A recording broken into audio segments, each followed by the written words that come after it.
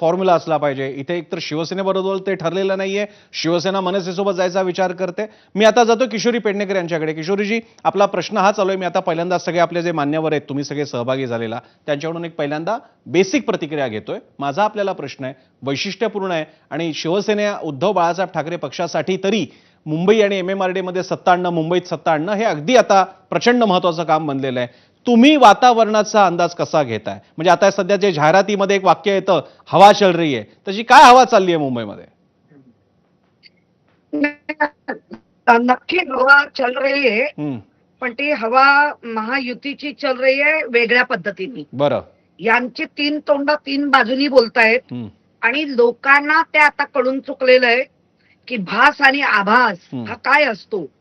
त्यामुळे मुंबईकर फार हुशार आहेत आणि मुंबईकरांच्या सगळ्यांनाच वाटत असतं की आम्ही सेवेत आहोत, आम्ही सेवेत आहोत. हे बरोबर आहे, पण सेवेत असताना जो मतदार आहे, ज्या मतदाराबरोबर अगदी आत्ताच आपण हे जरी धरलं की गेल्या विधानसभेचं, लोकसभेला तर 400 पारचा आपण घोडा अडवला सगळ्यांनी अख्ख्या देशात आणि जास्त तो महाराष्ट्रात. बरं.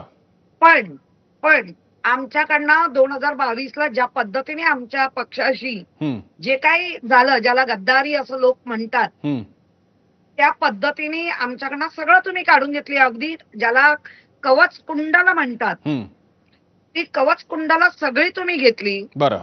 तरी आम्ही लढलो. म्हणजे आता कारण सांगताना काही जण असं सांगतायत की आम्ही 80 लढलो, 60 निवडून आणलो. अरे 80 लढलात, 60 निवडून आणलात, त्यातले 30 तर भाजपाचेच तर होते. म्हणजे याचा भास आणि आभास. बरं. आम्ही भासामध्ये ना, आम्ही आभासामध्ये जाऊ. बरं. बरोबर आहे. ते आम्हाला त्या पद्धतीने सोशल मीडियावरती जो नरेटिव्ह पसरला जातो. बरं. अगदी एक्झाम्पल देईन की सगळंच आम्ही फक्त काँग्रेस हा शब्द वापरला किंवा काँग्रेस बरोबर आहोत. मग काँग्रेसचे सगळे नेते तुम्हाला कसे चालतात? बरं. ज्यांची पुरी नाळच काँग्रेसची आहे, त्यांचे विचारच काँग्रेसचे आहेत, त्यांचा आचारच काँग्रेसचा आहे, त्यांचा विहारच काँग्रेसचा आहे, ते तुम्हाला चालतात. बरं. पण उद्धवजी तेव्हा कुठे गेले आदरणीय हिंदू हृदय सम्राट बाळासाहेब ठाकरेंचा विचारधारा? बोलायचं नाही, मी ऐकलं ना, मध्ये नाही बोलायचं.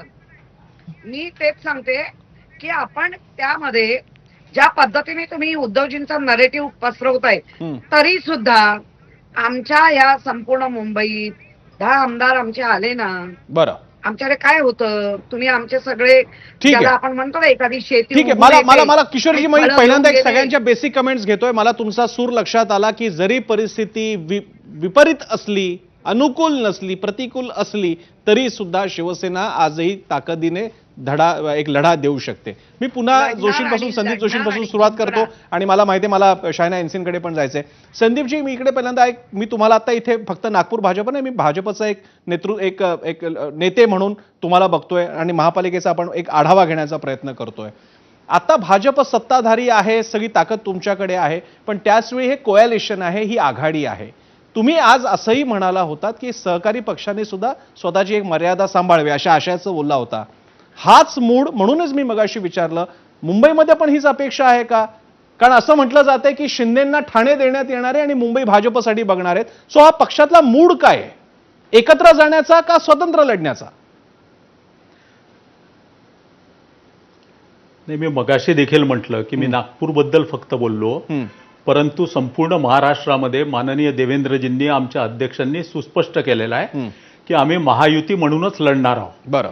एकत्रितपणे देवेंद्रजी, एकनाथ शिंदे साहेब, अजितदादा हे एकत्रितपणे निर्णय घेऊन महायुती म्हणूनच संपूर्ण महाराष्ट्रात लढणार आहोत. बरं. आणि त्याशिवाय मी फक्त नागपूरबद्दल